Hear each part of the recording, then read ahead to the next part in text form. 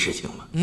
啊， niko 现在回来了， none ubu uragarutse 你也可以换回 nicyo gihe ngo wigaragaze nk'umugore 爵位，你不用担心了。 iyi titire ntago kiri ngombwa ngo uyikenere 为父自有办法。 ubu mfite igisubizo cy'uko biri bugende wa mwana we sibyo 办法？ igisubizo 什么办法？ cyane igisubizo nyabaki 何家委屈了这么多年， umaze imyaka n'imyaka ubayeho mu muryango wacu hari uwaje avuga 真辛苦了。 ndabizi byari bikugoye iri jwi turarizi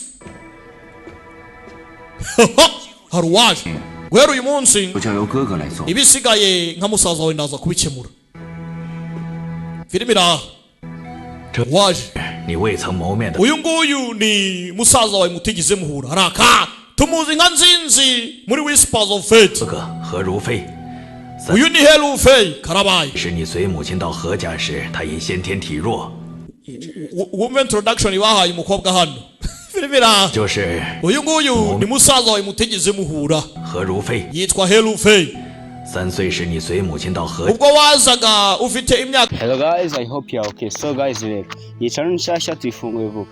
Filime yari yose waba uri kureba it's okay nta kibazo. Icyambere nuko mbonye. Guys, ushaka film nyandikira no fata no myanya muri screen, unyandike kuri WhatsApp. Twatwite kwa video kugira video yanyemo muyirebe.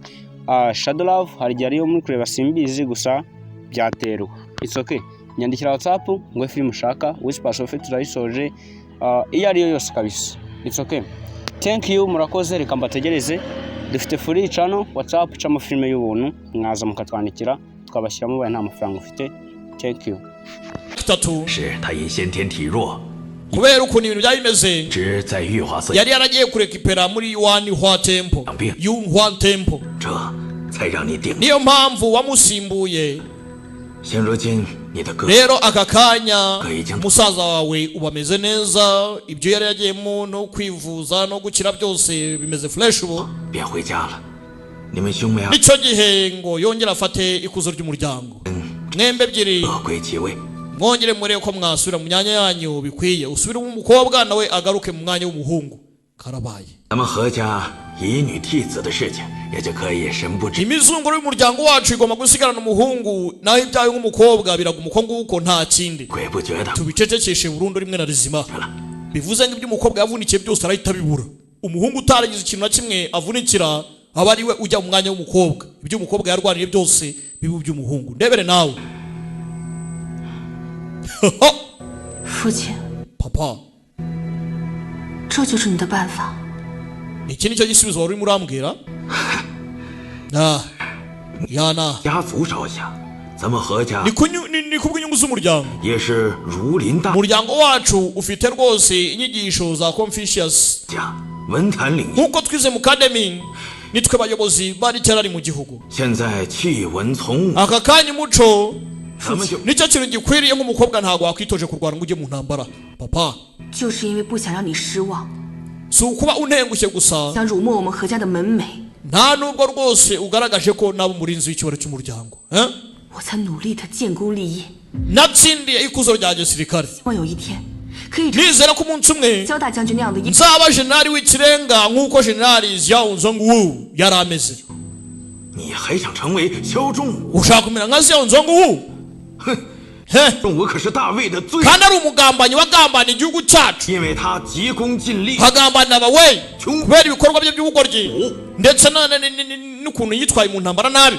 将士 bikamugeza ku ntsinzi 护山 abasirikare bafata inkota bajya mu rugamba kugira ngo barinde ubutaka n'igihugu 为百姓， ndetse n'abagituye 这是萧大将军教我的话。 jenerali Xiao niwe wanyigishije ayo magambo 信，他是穷兵。 nanze kwizera ko yakoze management mbi mu rugamba ndabyanze 明日我便要上朝， ejo nzajya mu rukiko ibwami 一定要为萧大将军陈情。 gende mvugane jenerali Xiao 即便是舍弃这一身军功，也在所不惜。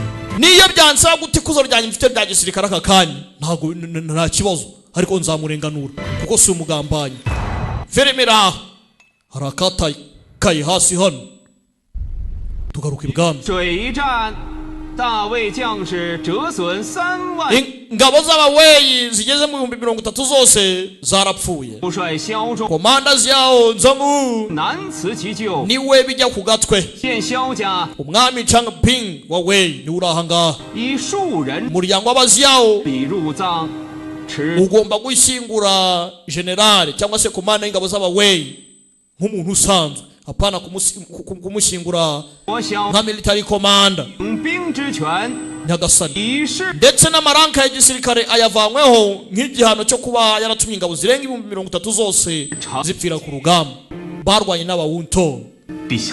Nyiri cyubahiro, data nta kosa yigize akora. Turi mu rugamba twatwizwa mbushi muri Mingshi, ibintu byose byari bimeze neza, ariko ku munsi w'urugamba twakubiswe n'inkuba ubwo twasangaga abahunto batwatatse mu buryo bumwe cyangwa ubundi. Binjira muri checkpoint zacu baratwinjira, byanga byakunda harimo ibura ryo guhanahana amakuru, lack of intelligence. Ndagusabye nyiri cyubahiro reka ikirego gifungurwe dukora iperereza, ndebe ko nasukura izina rya data, ndebe ko namushakira ubutabera n'ingabo z'abaziyawo zose zapfuye. Itegeko riratanzwe bamagane generali Fei Hong He Lufei yinjira ibwami. Umukobwa yavuze ngo araza gusukura izina rya ziyawo Zongu Katrore. Iyi ni episode ya mbere sasa. Legend of the female general. Fei Hong yaraje, uje ntago ari umukobwa. Ndebere nawe ishyano. He Lufei, ndakubaje nyiri cyubahiro. Haguruka. Urakoze nyiri cyubahiro.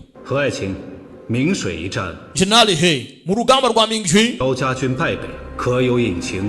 hari abantu benshi bakubiswe. Nukubera iki nyiri cyubahiro? Nta zindi nkuru zishe nyuma y'urugamba rwa Mingxi. Iyo bitaza kuba ubugoryi bwa generali Ziao washatse ikuzo ngageneye guhanga n'abawunto ngo bibe byarateje iririmbuka, ntago rwose ingabo zafuye zakabaye zitarashyigikiye ngo ibintu bigende neza. Ntago irimbuka ryakabaye ryarabaye. Filime ira He Lufei wa mushenzi General Feng Yuan, nta mpamvu yo kugira ngo turengere ku byaha so yakoze. Ukuri kurahari kandi kurumvikana ihangane. Ingabo ngiye kuba nzifashe nta kibazo, kandi ngiye ubufasha naje gutanga ndakuze uko nshoboye ngo ugere ku rugamba. Nsanga ibintu byabaye akasamutwe. He Lufei wa mushenzi imyaka yose kuki wabaye ikigoryi giracya yakase mask.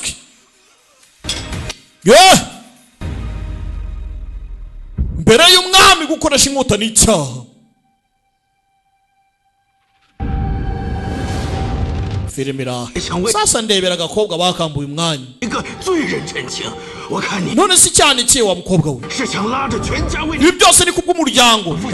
Papa tuza, hari ibyiza bihari. Umukobwa wamukubise icyo kunywa barimo babiganiraho, umukobwa aragenda arasinzira. Nibwo twabonye agakombe kagwa hasi. Hatireka musaza wawe agusimbure. Filime iraha, ibyo umukobwa yavunikiye byose dore ngo barabimunyaga mu kanya gato cyane. Bari bataramenya isura ya He Lufei. He Lufei agaragaye ibwami ari umuhungu. General Feng Yuan yangije umuco ibwami, agiye guhanwa, arakubitwa ibiboko 20, apfukame imbere y'inteko y'ibwami mpaka mu gatondo. Baramukubise, imvura iramunyagira.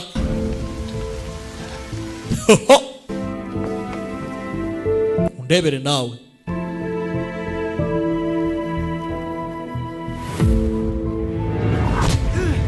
Yaragiye abura buri kimwe.